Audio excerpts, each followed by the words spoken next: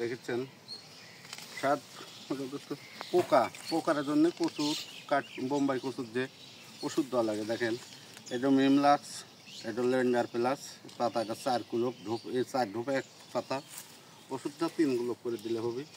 পোকাটা এই পোকা লাগে কচুর জমির, এই পোকা ছাড়া অন্য কোনো পোকা লাগে না। আচ্ছা, এটা 4 ঢোপে 1 পাতা।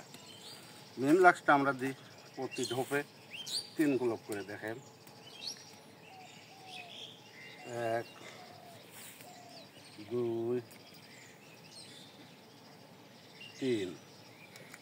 দেখেন ওষুধটা দেবো, আমি দেখাই কীভাবে দেবেন। ওষুধটা দেওয়া দেখাচ্ছি, টাটকালি।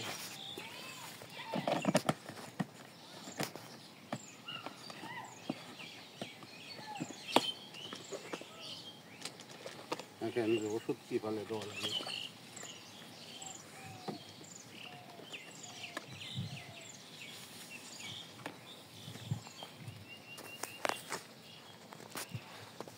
এই এখন আমার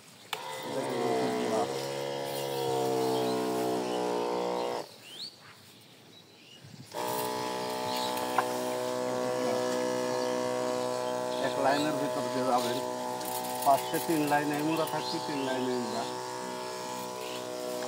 সেরকম ভাবে ওষুধ দিয়ে যাবেন। তাহলে পাতার পোকা লাগবে না, পাতার পোকা লাগবে না। পোকা না লাগলে গাছ সৌন্দর্য থাকবে, সৌন্দর্য থাকলে পারে লতি বেশি হবে, কাঠ ভালো হবে। আপনারা এই অবস্থা ওষুধ দিয়ে যাবেন। বোম্বাই কচু ভালো, যেমন হচ্ছে আবার লসের কোনো অপশন নাই, লসের কোনো অপশন নাই,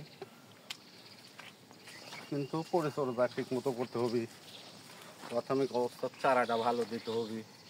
আমরা প্রত্যেকটা চারা, এই জমিটাই আমরা চারার জমি, লতির চারা দিয়ে থাকি। এই দেখেন কী পরিমাণ লতি আল্লাহ দিছে জমির। তো আপনারা নাটোরে বোম্বাই কচু চাষ করলে আমাদের সাথে যোগাযোগ করলে বলবেন, চারা আমরা সারা বাংলাদেশ সুন্দরবন কোরিয়ান সার্ভিসের মাধ্যমে দিয়ে থাকি।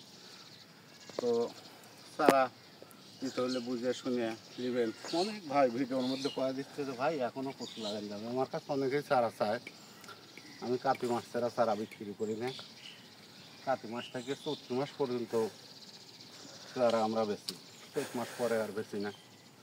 তো অনেক ভাইয়ের কাছে প্রশ্ন করলে আজকে চারা পাবেন, কালকে দিয়ে দিবি। তারা চারা বেচা বিষয় আমরা তা না, আমরা নিজেরা চাষবাস করি, পাশাপাশি কিছু চারা বিক্রি করি। তো আপনাদের ভালো লাগলে চ্যানেলটা শেয়ার, লাইক সবাই করবেন, কমেন্ট করবেন। আসসালামু আলাইকুম।